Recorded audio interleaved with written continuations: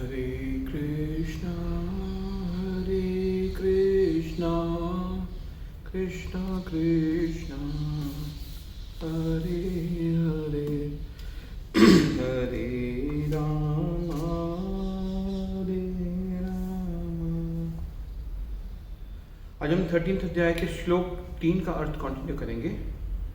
कर्म क्षेत्र कर्म के ज्ञाता तथा समस्त कर्मों के परम ज्ञाता का अंतर आगे बतलाया जा रहा है।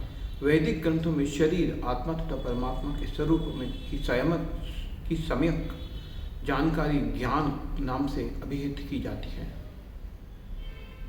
ऐसा कृष्ण का मत है। आत्मा तथा परमात्मा को एक मानते हुए भी पृथक पृथक समझना ज्ञान है। जो कर्म क्षेत्र तथा कर्म के ज्ञाता को नहीं समझता उसे पूर्ण ज्ञान नहीं होता। मनुष्य को प्रकृति पुरुष प्रकृति का भोक्ता तथा ईश्वर वह ज्ञाता जो प्रकृति एवं व्यष्टि आत्मा का नियामक है की स्थिति समझनी होती है। उसे इन तीनों के विभिन्न रूपों में किसी प्रकार का भ्रम पैदा नहीं करना चाहिए। मनुष्य को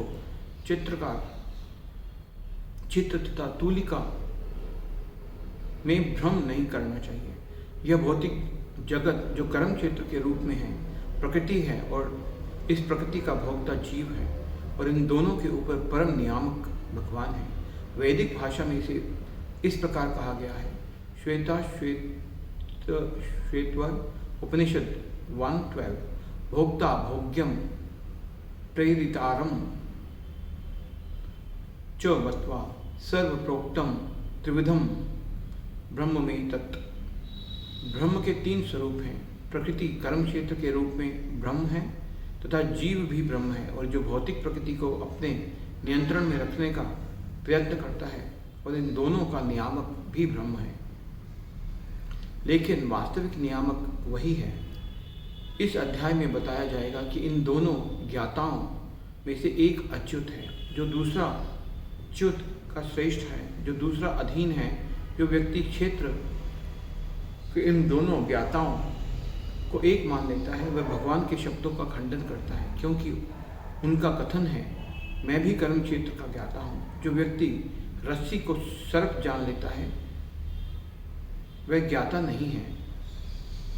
शरीर कई प्रकार के हैं और इनके स्वामी भी भिन्न भिन्न। चूंकि प्रत्येक जीव को अपनी निजी सत्ता है जिससे वह प्रकृति और प्रभुता की सामर्थ्य रखता है, अतएव शरीर विभिन्न होते हैं, लेकिन भगवान उन सब में परम नियंता के रूप में विद्यमान रहते हैं। यहाँ पर च शब्द महत्वपूर्ण है क्योंकि वे समस्त शरीरों का द्योतक है। यह श्रील बलदेव विद्याभूषण का मत है। आत्मा के अतिरिक्त प्रत्येक शरीर में कृष्ण परमात्मा के रूप में रहते हैं और यहाँ पर कृष्ण स्पष्ट रूप से कहते हैं कि परमात्मा कर्म क्षेत्र तथा विशिष्ट भोक्ता दोनों के नियामक हैं। तत्क्षेत्रम यच्च यदात् यादिदृक्च यद्विकारी यतश्च यत स च यो यत् प्रभावश्च तत् मासेन मे शृणु।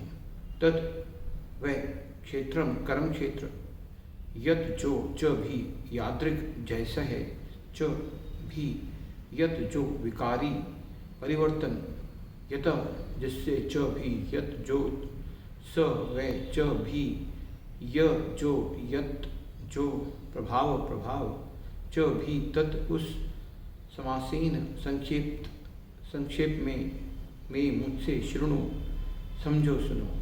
अब तुम मुझसे सब संक्षेप में सुनो कि कर्म क्षेत्र क्या है, ये किस प्रकार बना है, इसमें क्या परिवर्तन होते हैं, ये कहाँ से उत्पन्न होता है, ये कर्म क्षेत्र को जानने वाला कौन है और उसका क्या प्रभाव है।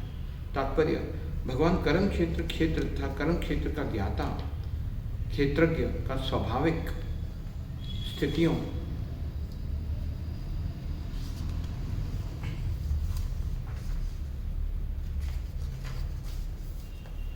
का वर्णन कर रहे हैं। हरे कृष्ण कृष्ण